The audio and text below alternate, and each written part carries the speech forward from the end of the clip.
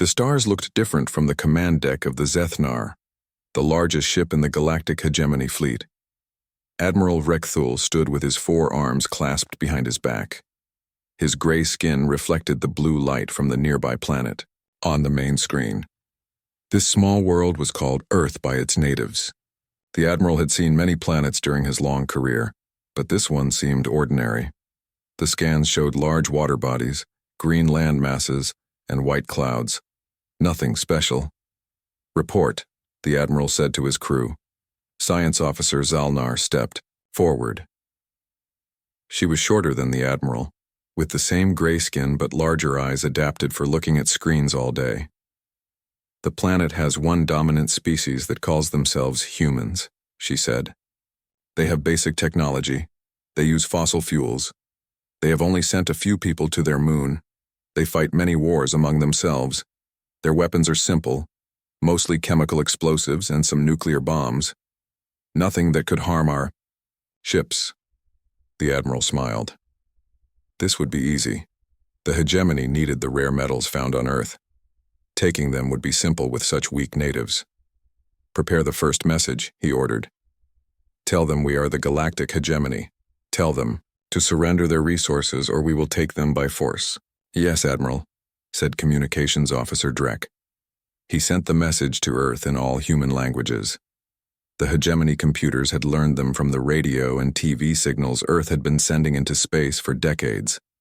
On Earth, the message appeared on every screen and played on every speaker at the same time. The world that had been going about its normal day suddenly stopped. Susan Miller floated inside the International Space Station when the screens changed. She was checking the oxygen systems when the alien face appeared on her monitor. At first, she thought it was a joke. Then she saw the huge ships through the station windows. They were near the moon and bigger than anything humans had ever built. "Houston, are you seeing this?" she asked through her radio. Her heart beat fast, but her voice stayed calm. Years of training had taught her to stay calm in scary situations. "We see it, Susan," said the voice from Mission Control. "Stand by for instructions." In Washington, D.C., inside the White House, the president sat with his advisors in the emergency room deep underground. The room was cold and filled with screens showing the alien ships. "What are our options?" the president asked. General Alan Wright, a tall man with short gray hair and a serious face, spoke first. "Sir, their ships are beyond anything we can reach with our weapons. If they attack, we have no way to stop them." "Can we talk to them?" asked the president. "Find out what they really want?" Dr. Laura Bennett nodded. She had dark hair pulled back in a tight bun and wore glasses even though most people used contacts. "Now, I've studied their message. We can respond in their language format, but they seem very clear about what they want, our resources." "And if we say no?" the president asked. "They say they will take them by force," Dr. Bennett said simply. The president looked at the images of the ships again. "How long do we have?" "They gave us 48 hours to answer," replied Dr. Bennett.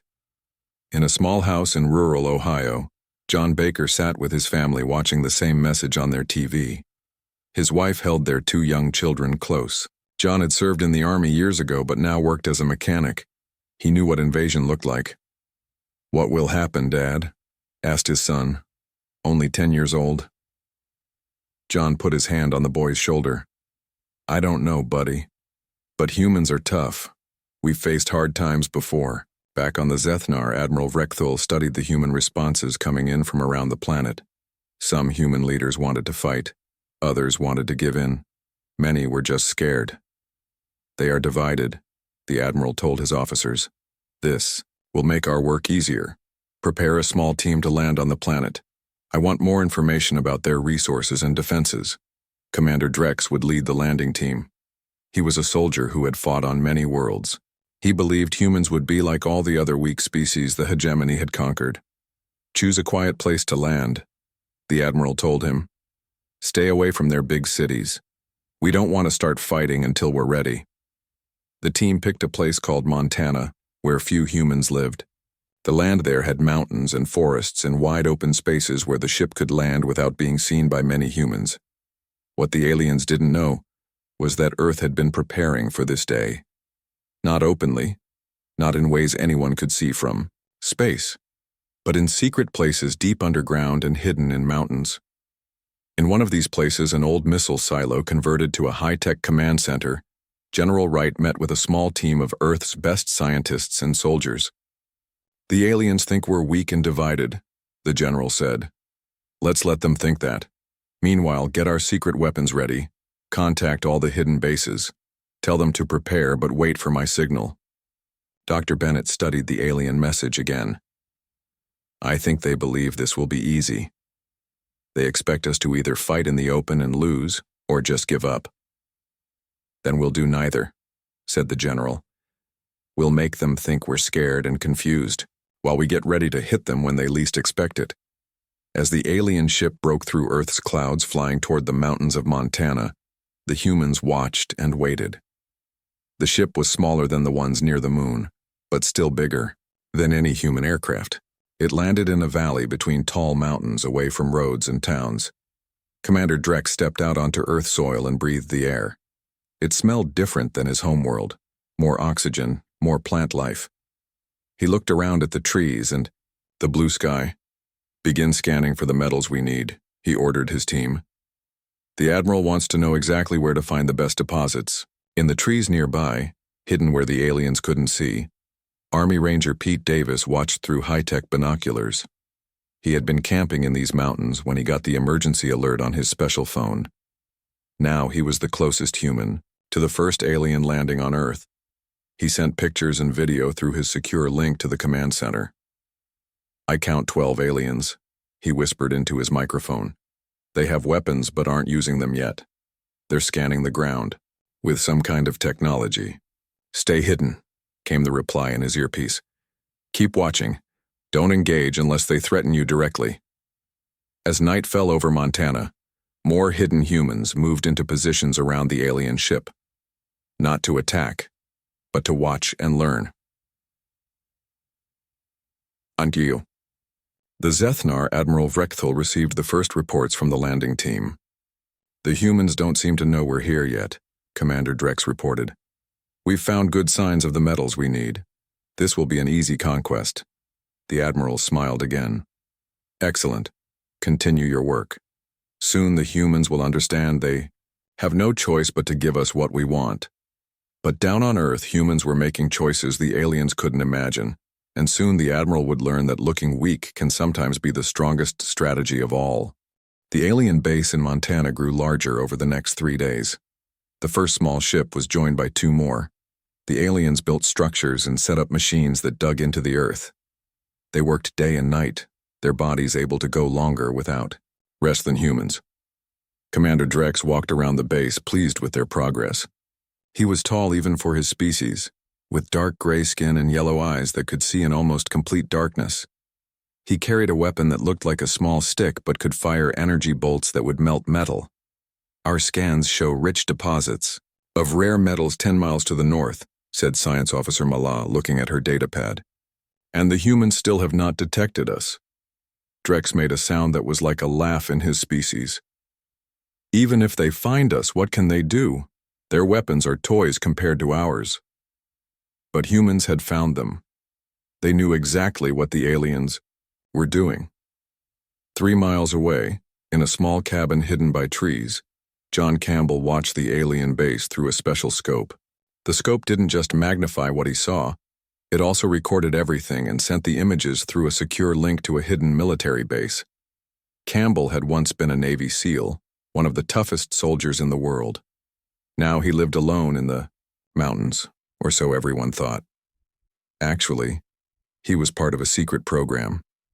Former Special Forces soldiers lived in remote places around the world, ready to be the first line of defense if Earth was ever attacked. That time had come. Campbell's old commander, now General Bill Jackson, appeared on his secure computer screen. "What's the count now, John?" 32 aliens that I can see," Campbell replied. 3 ships. They're digging, looking for metals." "Stay hidden," ordered the general. "We have a stealth team moving into position around you. We need to learn Everything we can about their technology and weaknesses before we make any moves. Campbell nodded. He had food and supplies to last months in his cabin. He could watch and wait. In Washington, D.C., the president met again with his crisis team. The room was still tense, but now there was also a sense of purpose. The aliens think, "We don't know about their Montana base," said General Wright. "Let's keep it that way."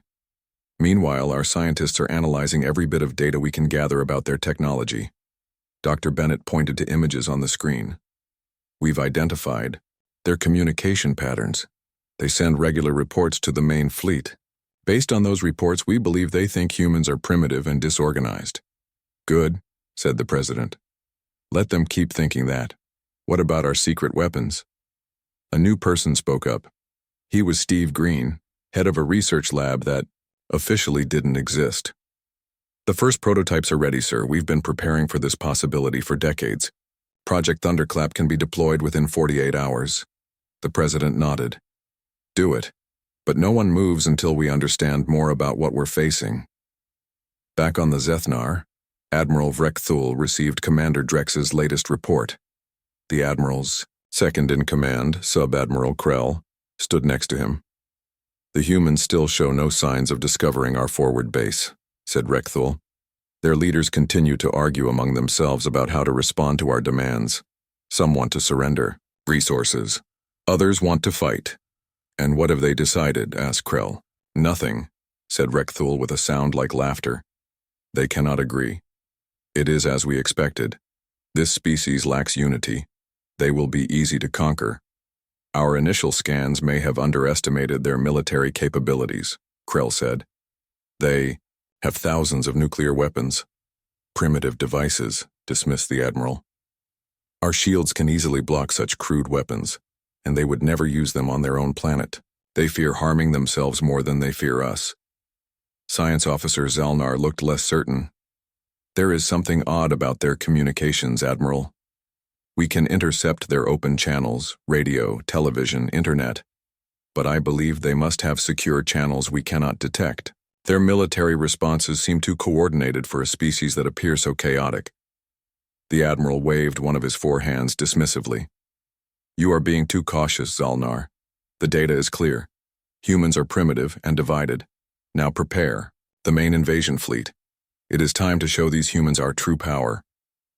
On Earth, a special team of soldiers moved through the forest near the alien base. They wore suits that blocked their heat signatures and had special paint on their faces and hands. They moved only at night, staying completely still during the day. Nothing about them would show up on alien scanners. The team leader was Lisa Rodriguez, a major in the Army Rangers. She had fought in wars around the world and was one of the best at moving unseen in any terrain. Her 5-person team carried no regular weapons, nothing that used explosives or bullets. Instead, they had only knives and special equipment designed to gather information. "Team 2 in position," she whispered into her secure comm unit. The sound traveled as vibrations through her jawbone rather than as sound waves that might be detected. "Confirmed," came the reply from base. "Hold position and continue observation." For 3 nights, Rodriguez and her team crept closer to the alien base. They planted tiny sensors in the ground and on trees. The sensors were smaller than a fingernail and looked like pieces of bark or small stones. They measured everything: the aliens' body temperatures, the energy signatures from their ships, the composition of the soil they dug up, the communications they sent. All this information went to secret labs where scientists worked day and night to understand the aliens' technology. Meanwhile, in countries around the world, similar teams were doing similar work. The aliens had landed small groups in 7 places: Montana in the United States, Siberia in Russia, the Amazon in Brazil, the Sahara in Africa, the Outback in Australia, and remote areas in China and Canada. At each site, human special forces watched and gathered data. The aliens thought humans were not working together. They were wrong. On his command ship, Admiral Vrekthul prepared for the next phase. "Send this message to the human leaders," he told Communications Officer Drek. "Tell them we have seen their weakness and division. Tell them we are coming to take what we want. They have 1 more day to surrender, or we will demonstrate our power." On Earth, the president received the message. He looked at his advisors. Are we ready to respond? Dr. Bennett nodded. We understand enough about their language now to send a reply that will seem properly frightened and confused. And our real preparations? Asked the President. Everything is in position, said General Wright. The aliens will see exactly what we want them to see, a scared and divided Earth.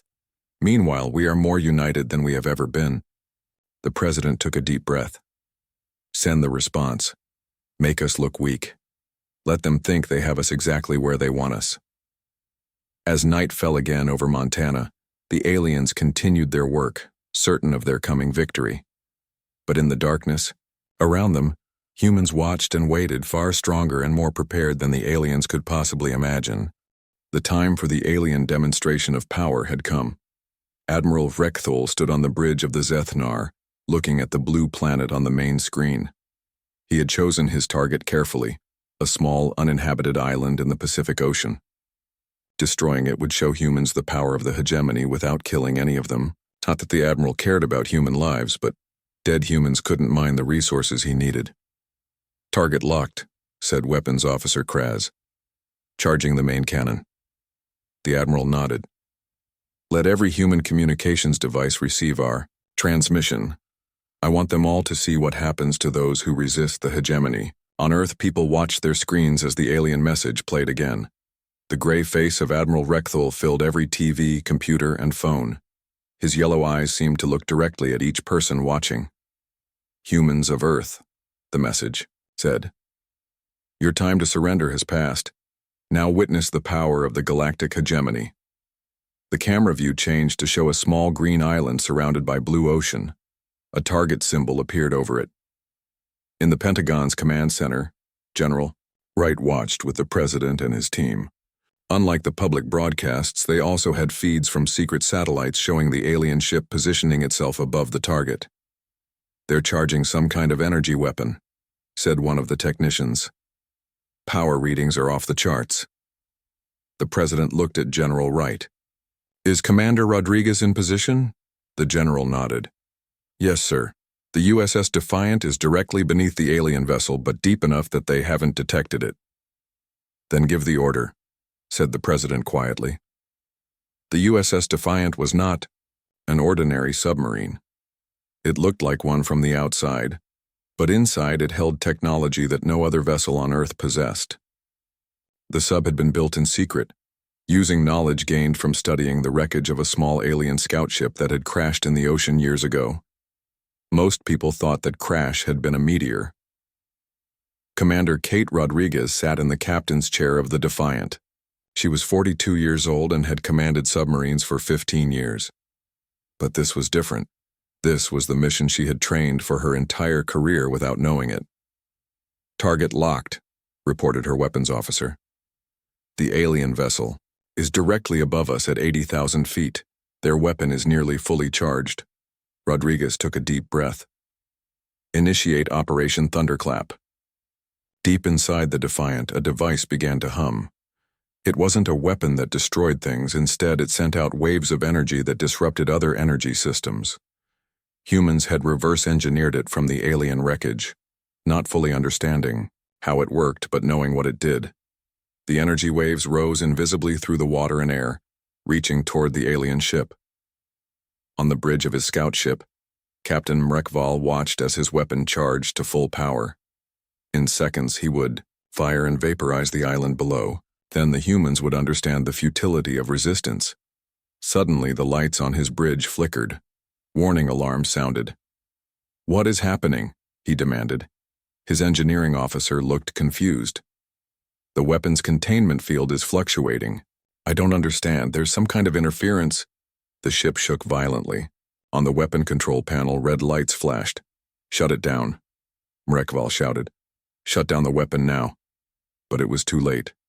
The energy that had been building in the weapon surged backward through the ship's systems. There was a blinding flash of light as the weapon's housing burst open. The explosion wasn't big enough to destroy the ship completely, but it tore a hole in the hull and damaged the main power systems. Emergency lights came on as the backup systems activated.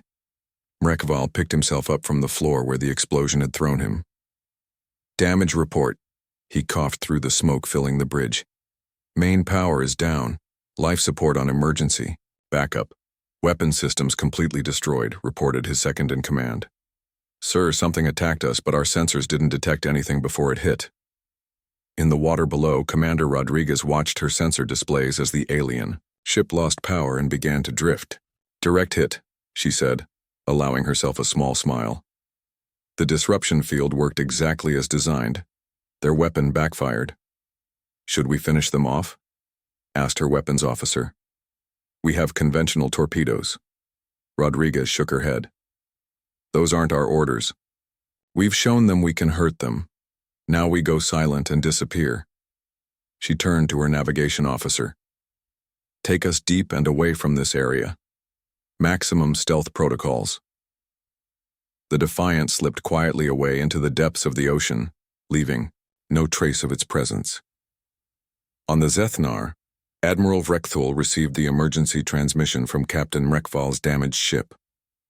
His four hands clenched into fists as he listened to the report.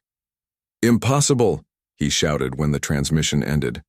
How could primitives have technology that could disable one of our ships?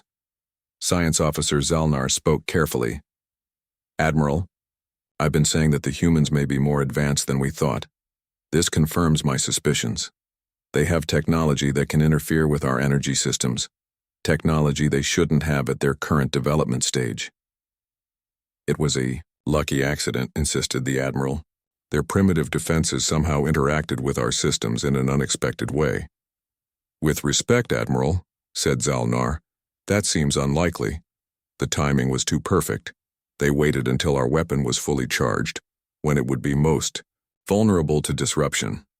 That suggests not only advanced technology but strategic thinking. The Admiral paced across the bridge, his footsteps heavy with anger. Finally, he turned to face his officers. If these humans want to fight, then we shall give them a real war. Prepare all ships for full planetary assault. We will hit their major cities simultaneously. No more demonstrations. Now we show them true power. Sub-Admiral Krell looked concerned. Should we not reassess our strategy first? If they have one unexpected weapon, they may have others. They are still primitives. The Admiral's voice boomed across the bridge. One partial success does not change that. Our full fleet will crush any resistance. On Earth, the President watched the satellite feed showing the damaged alien ship. The public broadcasts had cut off when the alien weapon malfunctioned, leaving people confused about what had happened. It worked, said General Wright, unable to keep the surprise from his voice. The disruption field actually worked. What do we tell the public? Asked the President. Dr. Bennett considered the question. Nothing yet. Let them wonder. The aliens will be trying to figure out what happened. Let them think we might have more. Surprise is waiting. They'll be angry, said the General. They'll probably escalate now. The President nodded. I know. That's what I would do in their position. But now they know we can hurt them, and that changes everything. He turned to his team. Activate all the defense systems. Tell every country to prepare. The real fight is about to begin. Around the world, hidden weapons that had been built in secret over decades were made ready. The aliens had thought Earth was weak and divided. They were about to learn how wrong they were. The hegemony fleet moved into attack positions above Earth's major cities. 50 large warships spread out across the globe. Each ship was many times bigger than the largest human aircraft. Their metal hulls shone in the sunlight as they descended, through the clouds. The Admiral had decided to attack all at once to prevent the humans from using whatever weapon had damaged the scout ship. On the Zethnar, Admiral Vrekthul gave his final orders. All ships will attack simultaneously. Target their government buildings first, then military bases. Avoid destroying infrastructure we can use later. We want their resources, not a ruined planet. The attack begins in 30 minutes, announced Sub-Admiral Krell to the fleet. All weapons are to be at full charge, all shields at maximum strength. Science Officer Zalnar still looked worried. Admiral, shouldn't we scan more carefully for human defenses before we attack? The incident with the scout ship suggests enough. The Admiral cut her off. I have heard your concerns. They are noted, but the plan proceeds. On Earth, people looked up at the massive ships hovering over their cities. Some panicked and ran. Others stayed in their homes watching the news. A few stood in the streets, looking up with anger rather than fear. In New York, Los Angeles, London, Moscow, Beijing, Tokyo, and dozens of other cities, the alien warships cast giant shadows on the ground. The ships moved slowly, their weapons visibly charging with a bright blue light. Deep beneath Denver, in a bunker that did not officially exist, Dr. Eric Johnson worked frantically at his computer. Johnson was 62 years old with wild white hair and thick glasses. For 30 years he had worked on his quantum field theory. Most scientists had called him crazy. Now, he was Earth's best hope. The field generators need to be synchronized globally, Johnson explained to the president and military leaders. They were connected by video from bunkers all around the world. Each continent's defense grid must activate simultaneously, or the shield won't hold. The president looked at his watch. The aliens will attack in 25 minutes. Will you be ready? Johnson nodded, his fingers flying over the keyboard. Yes, sir. The system is almost ready, but it's never been tested at full power. There are risks. Greater risks than alien invasion? Asked the president. Johnson gave a small smile. No, sir. I suppose not. Around the world, in places the aliens had never detected, giant machines hummed to life. They were hidden under mountains, in deep ocean trenches, and disguised as ordinary buildings. Each machine was connected to the others by quantum links that couldn't be detected by conventional technology. Johnson had discovered how to create a field of energy that could bend space slightly. It wouldn't stop physical objects, but it would disrupt energy weapons. The field generators had been built using some of the technology reverse-engineered from the crashed alien scout ship. All stations report status, Johnson called out. North America, ready. South America, ready. Europe, ready. Asia, ready. Africa, ready. Australia, ready. Antarctica, ready. Johnson took a deep breath. Initiating global shield in 3, 2, 1. He pressed the final key. For a moment, nothing seemed to happen. Then the monitors showed a faint blue glow spreading across the upper atmosphere of the entire planet. In orbit, Admiral Vrechthul gave the order to begin the attack. All ships, commence firing. The hegemony warships powered up their main weapons. Blue energy gathered at the front of each vessel, building to blinding intensity. Then, as one, they fired at their targets below. The energy beams shot toward Earth, but when they hit the faint blue glow of the shield, something unexpected happened. The beams didn't penetrate. Instead, they spread out across the shield like ripples in a pond, their energy dissipating harmlessly. On the bridge of the Zethnar, alarms sounded.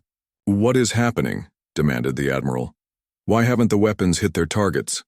Unknown energy field detected surrounding the planet, reported the sensor officer. Our weapons cannot penetrate it. Impossible. The Admiral slammed his fist on his chair. They are primitives. They cannot have planetary shield technology. Science Officer Zalnar studied her readings. The field appears similar to our own shield technology, but with differences. It's blocking energy transmissions, but would likely allow physical objects to pass through. Then we will use kinetic weapons, decided the Admiral. Prepare the mass. Drivers. Before the order could be carried out, new alarms sounded. Energy signatures detected from the Earth's moon, called out the sensor officer, his voice rising in surprise. The Admiral turned to the view screen showing Earth's gray moon. The moon? The humans have no bases there. They do now, said Zalnar, pointing to her display. Multiple launch signatures detected. On the lunar surface, hidden under what appeared to be mining operations, Colonel Natalie Peterson gave the order to fire. All lunar defense batteries commence firing. The massive railguns, built in secret over the past decade, launched projectiles at near-relativistic speeds toward the hegemony fleet. The projectiles were simple, just chunks of metal, but at such high speeds, they carried enormous energy. The first barrage caught the alien fleet completely by surprise. 4 capital ships were hit before they could adjust their shields. The projectiles tore through the hulls, leaving gaping holes. Secondary explosions ripped through the damaged vessels as their power systems failed. "Evasive action," ordered the Admiral. "Raise kinetic shields." The hegemony fleet scattered, trying to move out of the line of fire from the lunar batteries. But more projectiles were already on their way. On Earth, people watched as bright flashes appeared in the sky. The alien ships were moving away from the cities, focusing now on their own survival rather than the attack. In the Denver bunker, the President received the reports with astonishment. "The lunar defense system worked too?" General Wright nodded. "Yes, sir. We're hitting them hard. They never expected us to have weapons on the moon." "And Johnson's shield is holding?" "So far. Their energy weapons can't get through." The President allowed himself a small smile for the first time in days. "We've surprised them. Now we need to press our advantage." Around the world, more hidden weapons activated. From the ocean depths, more submarines like the Defiant rose to firing positions. From mountain bunkers, special aircraft launched, carrying weapons designed to fight the aliens. The hegemony fleet, which had arrived expecting an easy victory, found itself under attack from all sides. They had superior technology in many ways, but they had lost the element of surprise, and they had made a critical mistake. They had underestimated how humans respond when threatened. On the Zethnar, the Admiral watched in rage and disbelief as his fleet was forced into a defensive position. "How is this possible?" he demanded. "How could they hide all this from our scans?" Science Officer Zalnar finally spoke the truth that the Admiral had refused to see. "They wanted us to underestimate them, Admiral. Everything they showed us, their division, their primitive weapons, their apparent weakness, it was all a strategy. They let us see exactly what they wanted us to see." The Admiral looked at the tactical display showing his damaged fleet. For the first time in his long career, he felt something unfamiliar: doubt. These humans were unlike any species the hegemony had ever encountered, and for the first time, he wondered if his mission might fail. Around Earth, the battle continued. The humans had prepared for this day for longer than the hegemony could have imagined, and they were just getting started. The remains of the hegemony fleet pulled back to the edge of Earth's solar system. Of the 50 warships that had begun the attack, only 37 remained. Some were badly damaged. The Admiral had never expected to lose even one ship against such a supposedly primitive world. The War Council of the hegemony met in emergency session aboard the flagship Zethnar. The mood was dark. This was the first major defeat for the hegemony in over 100 years. "How could we have been so wrong?" asked High Commander Zrekloth. He had arrived from the hegemony homeworld after receiving news of the failed attack. Zrekloth was older than Admiral Rekthul, with lighter gray skin and eyes that had faded to pale yellow with age. But his mind was still sharp, and he was angry. Admiral Rekthul stood with his head bowed. "The humans deceived us. They appeared, divided and technologically primitive, but it was a trick. They have weapons and defenses far beyond what our scans detected." "And you fell for this deception," said Zrekloth coldly. "Yes, High Commander," admitted Rekthul. "I underestimated them." Science Officer Zalnar had been promoted after Rekthul's demotion. Now she presented her analysis to the War Council. "The humans are unique among species we have encountered. They maintained a deliberate appearance of division and technological backwardness while secretly unifying and developing advanced defenses." She touched a control, and a hologram appeared showing Earth's defense systems. "Their planetary shield uses principles similar to our own technology, but with different applications.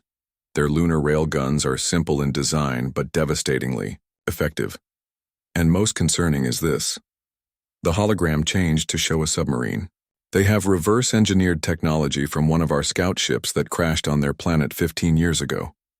We believed that ship was destroyed completely, but it seems enough survived for the humans to study." "Can we still defeat them?" asked Zrekloth. Zalnar considered carefully before answering. "With our full fleet, yes, but it would be costly. And more troubling is what happens after. The humans are adapting our technology very quickly. They've already begun reverse engineering the ships we lost in the battle. At this rate, they will match our technological level within years, not centuries. On Earth, The Global Defense Council, met in the underground city beneath Denver. This vast complex had been built in secret over decades, funded by all major nations working together despite their public disagreements. The room fell silent as President Howard Scott entered. Scott was tall with short gray hair and lines on his face that had deepened during the crisis. He had been chosen by world leaders to speak for Earth during this emergency. "Ladies and gentlemen," he began, "the hegemony fleet is retreating. The lunar batteries have damaged their remaining ships, and our analysis suggests they're regrouping at the edge of the solar system." Screens around the room showed the alien ships moving away from Earth. Other screens showed repair crews working on the lunar defense batteries, preparing for another round of fighting if it came. General Wright nodded. "The question is, what do we do now? Do we let them go? Or do we press our advantage and attack?" Dr. Bennett, who had continued studying the alien communications, stood up. She adjusted her glasses and spoke clearly. "They're requesting a diplomatic channel. I believe they want to negotiate." The room filled with surprised voices. No one had expected the aliens to ask for talks. President Scott raised his hand for quiet. "Opinions?" Admiral Frank Porter spoke first. He commanded Earth's space forces and had directed the lunar defense. "Let's hear what they have to say, but from a position of strength. They need to understand that humans aren't just another species to be conquered." Dr. Johnson, the scientist who had created the planetary shield, shook his head. "We should be careful. We surprised them this time, but they could return with a much larger fleet. We should use this opportunity to learn more about their technology." In deep space, at the edge of the solar system, the remains of the hegemony fleet prepared for either peace or more war. In the flagship's communication center, Zalnar worked on the report that would be sent to the Hegemony Council, the highest governing body of their civilization. Her report was direct. Earth was not a conquest target. Earth was a potential danger. The humans were not merely clever. They were strategic in ways the hegemony had never encountered before. One part of her report would later become famous throughout the galaxy. The true strength of humanity lies not in their technology, which is more advanced than we first thought, but in their nature. Where other species seek agreement, humans use their disagreements to create new ideas. Where others surrender when facing stronger enemies, humans become more dangerous when threatened. The hegemony has always expanded by finding weaknesses in other species. In humanity, we have instead found a species that turns its weaknesses into strengths. Zalnar paused, considering her next words carefully. This recommendation would affect her entire career, but she believed it was correct. "I recommend immediate diplomatic recognition of Earth and a non-aggression treaty. The humans could become either valuable allies or dangerous enemies. The choice is ours to make." High Commander Zrekloth read the report with a frown. This was not what he had expected, but the evidence was clear. The humans had beaten back the initial hegemony attack, something no other species had done in recent memory. "Prepare a diplomatic transmission," he ordered. "We will talk with these humans." On Earth, President Scott received word that the aliens wanted to open communications. He stood at the window of his office looking up at the night sky where, invisible to the naked eye, the alien ships waited. "What do you think they learned about us?" asked Vice President Maria Diaz, who stood beside him. Scott considered for a moment before answering. That Earth isn't the weak planet they thought it was, and maybe, just maybe, that picking a fight with humans is a very, very bad idea. Diaz smiled. "So we talk to them?" "We talk," agreed Scott, "but we also keep building our defenses. If there's one thing we've learned, it's that the galaxy might be more dangerous than we thought. We need to be ready for whatever comes next." That night, as news of the alien retreat spread worldwide, humanity looked to the stars with new eyes. Not with fear, but with the confidence of a species that had faced extinction and instead found its place in the galaxy. In homes and schools, in offices and farms, people came together to celebrate their survival. Old enemies put aside their differences. Nations that had fought each other for centuries now worked together. The alien threat had done something remarkable. It had united humanity in a way nothing else ever had. in the darkness of space. The hegemony ships carried home a message that would soon spread to every corner of the galaxy. Earth is not to be trifled with. Humans might look divided and weak at first glance, but that was their greatest deception. When threatened, they become unified and strong. And that was the moment when aliens realized Earth isn't a weak planet after all.